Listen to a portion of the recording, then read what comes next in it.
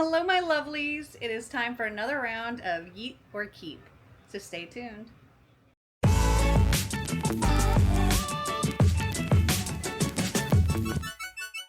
So I just picked Snicker and Einstein up from the groomers, and as I was pulling into the driveway, a torrential downpour happened. So I am soaking wet.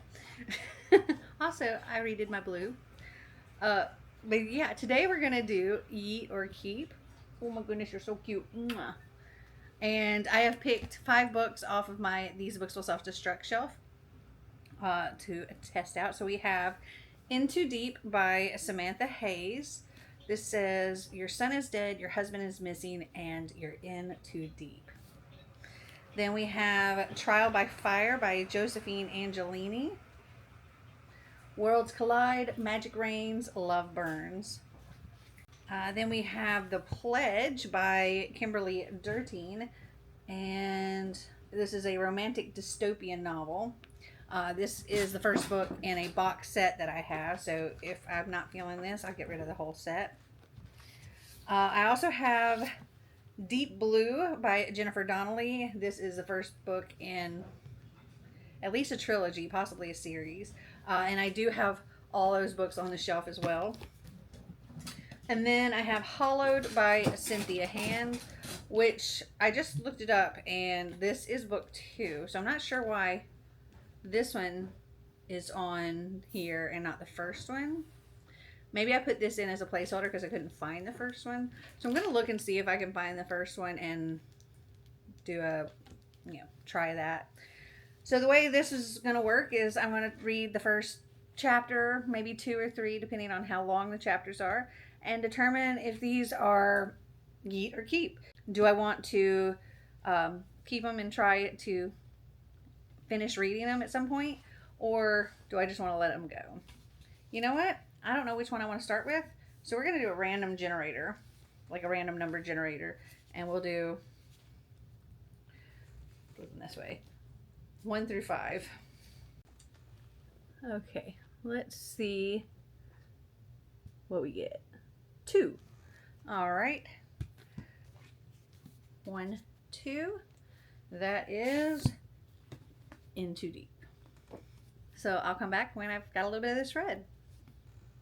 Okay, so I'm on page 20. I read the prologue and the first chapter, and I'm totally sucked in. I'm very, very intrigued, and it was hard to stop reading. So in the prologue, a man and a woman are arguing next to like a riverbank, and she's going off on him about, tell me it's not true. She calls him a liar. She pushes him, and then he ends up falling backwards and hitting his head and ended up in the water. And don't know if he's dead or what. I think that's the point he decides to be dead. Or like let people think he's dead. It says, and a decision to die is made. It's what I deserve after all. And then the first chapter is Gina. This is 4 months later, and I don't think she's the woman that he was arguing with. But I'm pretty sure the man that was part of this argument was Gina's husband. And it's been 4 months, and she's devastated and desperate to know where he is, what happened to him. And it was just like he left to go get a paper or something. Yeah, went to buy a newspaper and never came back. And the police have, looked into this and everything. Well, she gets a phone call from this woman that about a reservation at a hotel that apparently her husband Rick had made for the upcoming week. And she didn't know anything about it, and apparently it's supposed to be a surprise for their anniversary. She doesn't really think too much about it at this point. And her daughter is home from college, and they're just kind of going through the motions. Also, 4 years ago, something happened, and their son died. I don't know if it was an accident or an illness or what, but he died, and they'd been dealing with that. But they seemed everything seemed okay. You know, like they didn't seem like they were fighting or anything like that when this happened. And I know from reading the back it says, "Would you trust your family? 4 months ago, Rick went out to buy a newspaper. He never came back. His wife Gina is struggling to deal with her loss, and her daughter's mood swings are getting worse. Then she receives a phone call from a woman at a country hotel confirming details of a booking Rick made before he vanished." So that was pretty much covered in this first little bit. Desperate to find out more about his disappearance, Gina and her daughter take the trip, but there's something very strange about the hotel and the family that run it. Soon Gina is unsure that Rick even made the booking, but one thing is clear, both mother and daughter are in serious danger.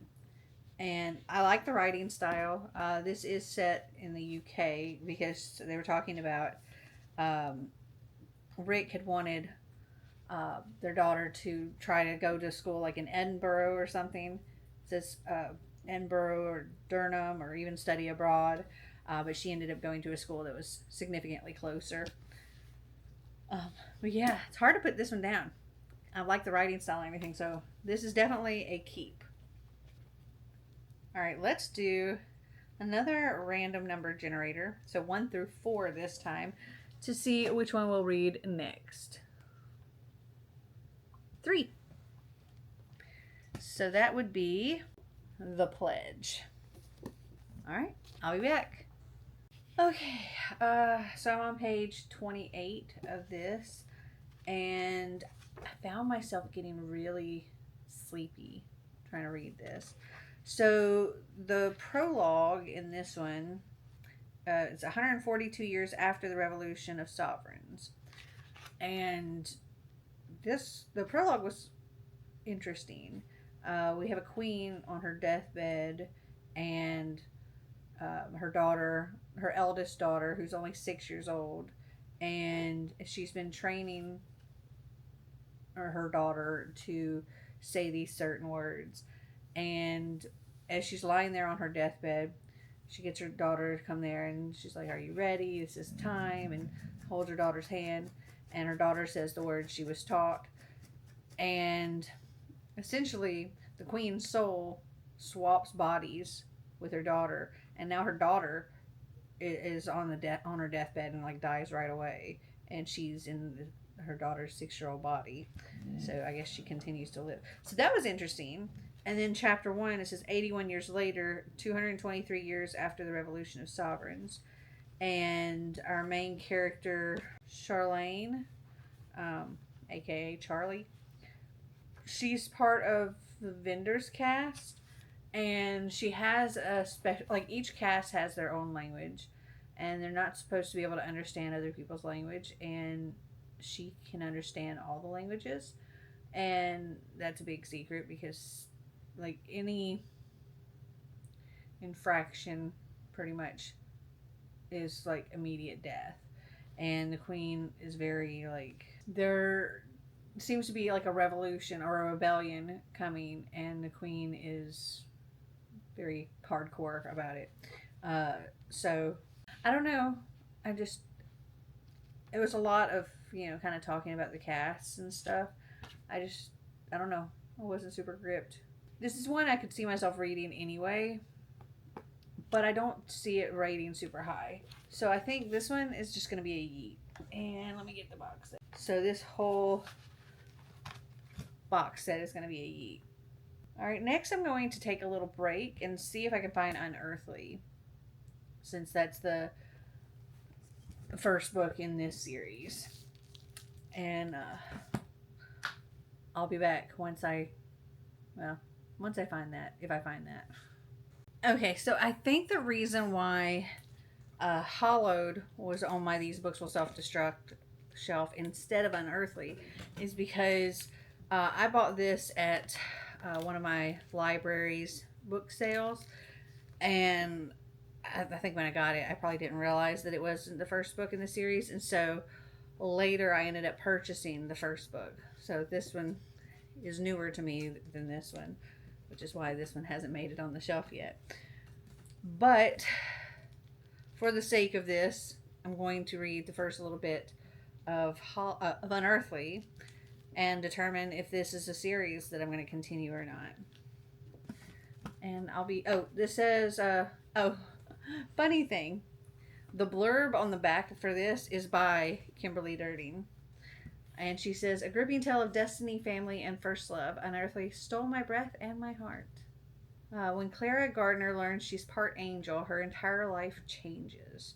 She now has a purpose, a specific task she was put on this earth to accomplish, except she doesn't know what it is. Her visions of a raging forest fire and a mysterious boy lead her to a new high school in a new town, but provide no clear instruction. As Clara tries to find her way in a world she no longer understands, she encounters unseen dangers and choices she never thought she'd have to make. Between the boy in her vision and the boy in her life, between honesty and deceit, love and duty, good and evil. When the fire from her vision finally ignites, will Clara be ready to face her destiny? All right.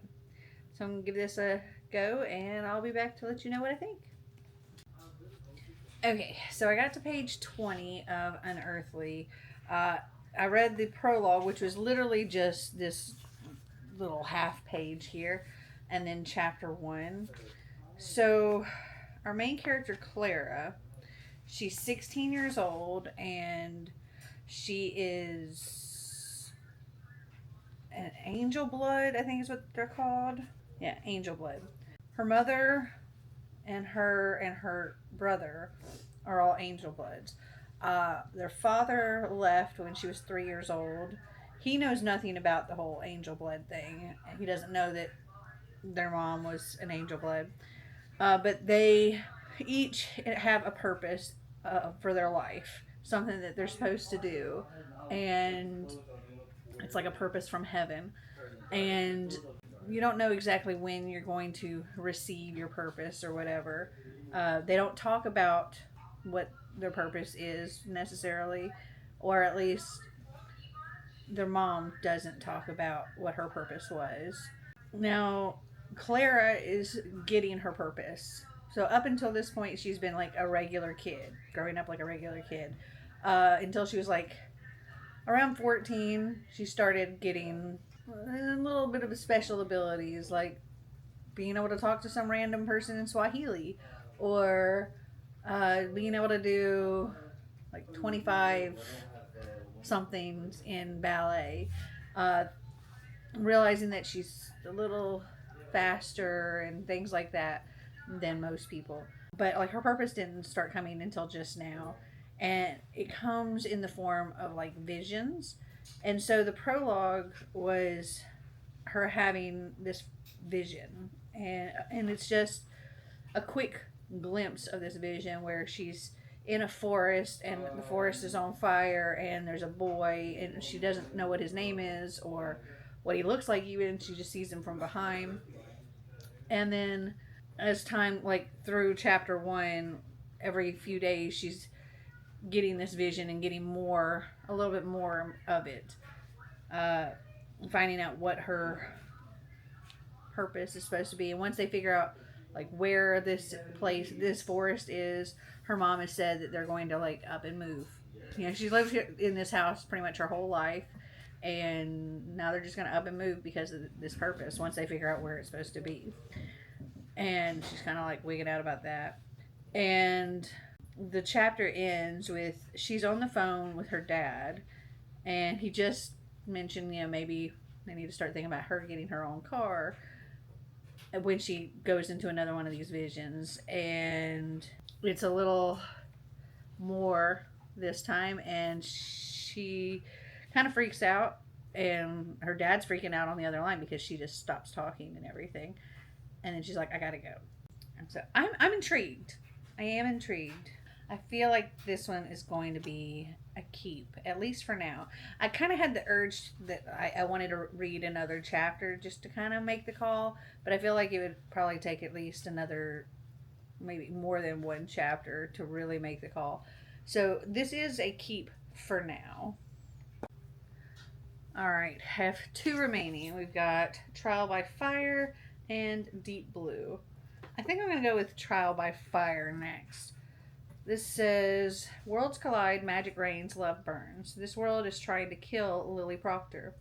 Her life-threatening allergies make it increasingly difficult to live normal life, and after a completely humiliating incident ruins her first and perhaps only real party, she's ready to disappear. Suddenly, Lily finds herself in a different Salem, one overrun with monsters and ruled by powerful women, including Lillian, this world's version of Lily.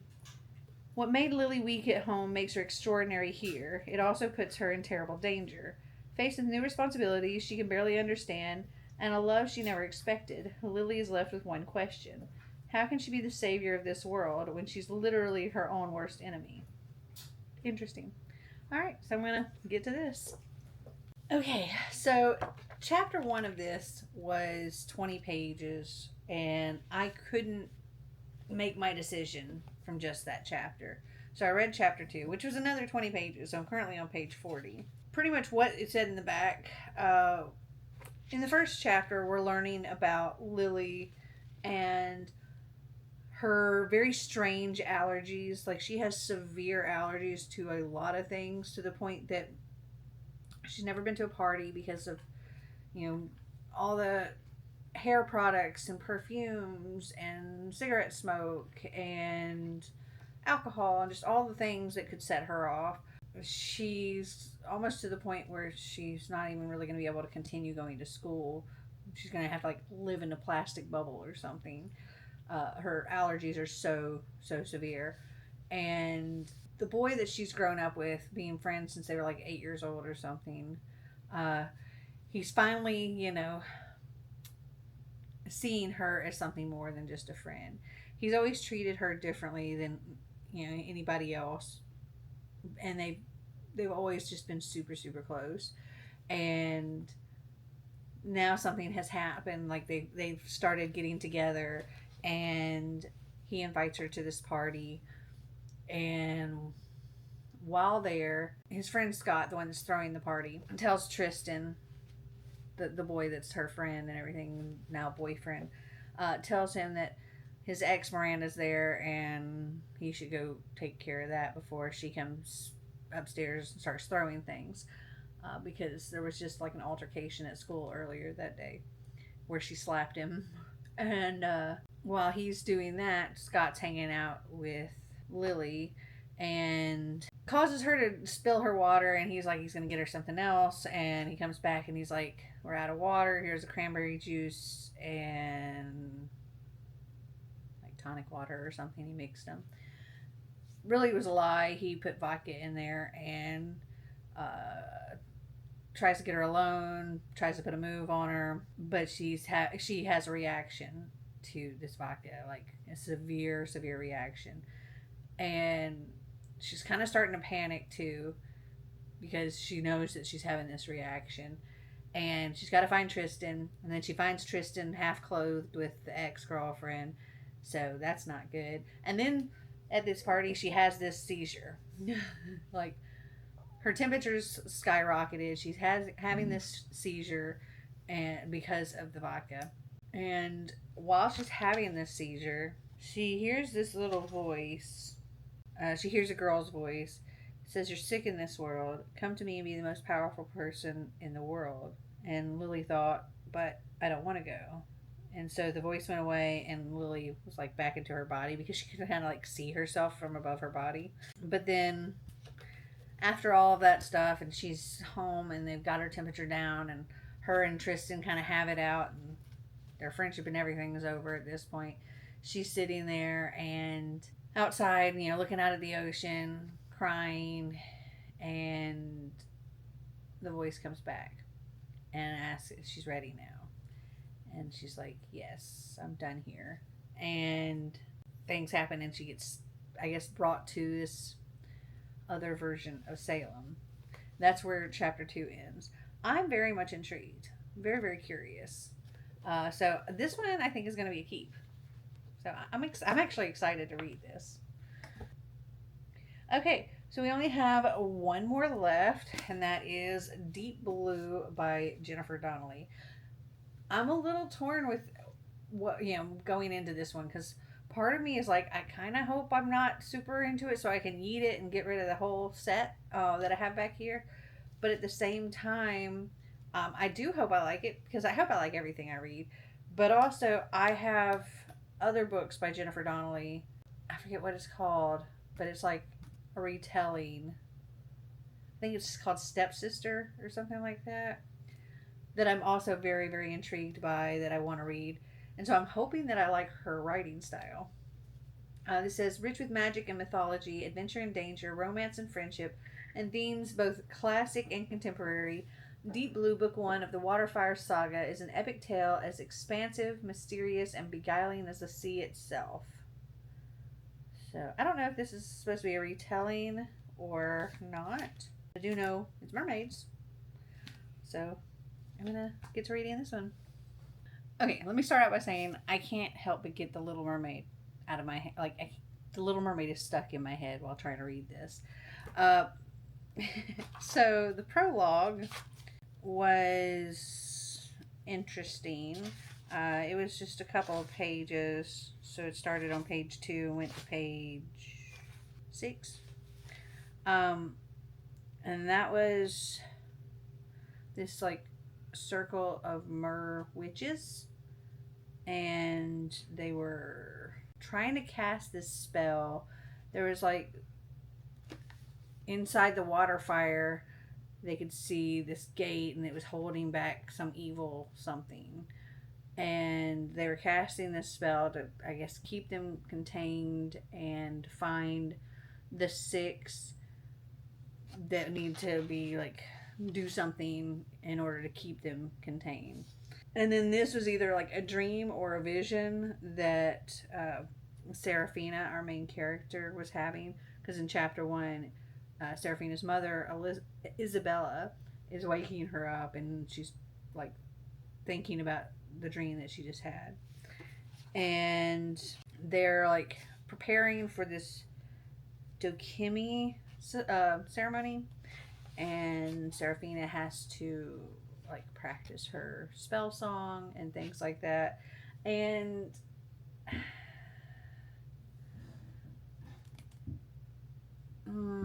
I don't know if this is the writing, like the writing style, or if it's just because like mermaid characters and maybe the like stepsister one won't be like this. But it's a little on the cheesy side when talking about things like her mom is like fussing about her room, trying to get her up and get her ready, and she's like, just look at all these conchs. You stayed up late last night listening, didn't you? And she's like, Seraphina's like, I had to. My term conch on Marrow's Progress is due next week. And I'm just like, this is cheesy. So this one, and let me grab the other two, as well as these two, are going to be Yeets. So let's see. From this, I had 2 box set, or 2 series that I'm eating. I'm eating the Pledge box set, and then I'm eating this series. So, yay. Getting those knocked off. And then I have 3 keeps. So I'm keeping Into Deep. This is probably the one that I'm most intrigued by. Followed in second by Trial by Fire. And then in third would be Unearthly. Though Hollowed is the one that was on this shelf. Unearthly is one that I was kind of on the fence about. Because I was interested enough, but I almost feel like reading this might just be something that I end up just giving like a 3.5. So I don't know if it's something I would like love, but I couldn't really tell from that first little bit. So I'm willing to give this a little bit more of a shot. But I'm happy to prioritize the ones that, you know, I was very intrigued by, and get rid of the ones that I'm not. So have you read any of these books? Did you like them? Did you not? Comment down below and let me know. Well, I hope you enjoyed this video. If you did, give me a big thumbs up. If you'd like to see more videos like this, click that subscribe button down below. And until next time, remember to always be completely you. Bye!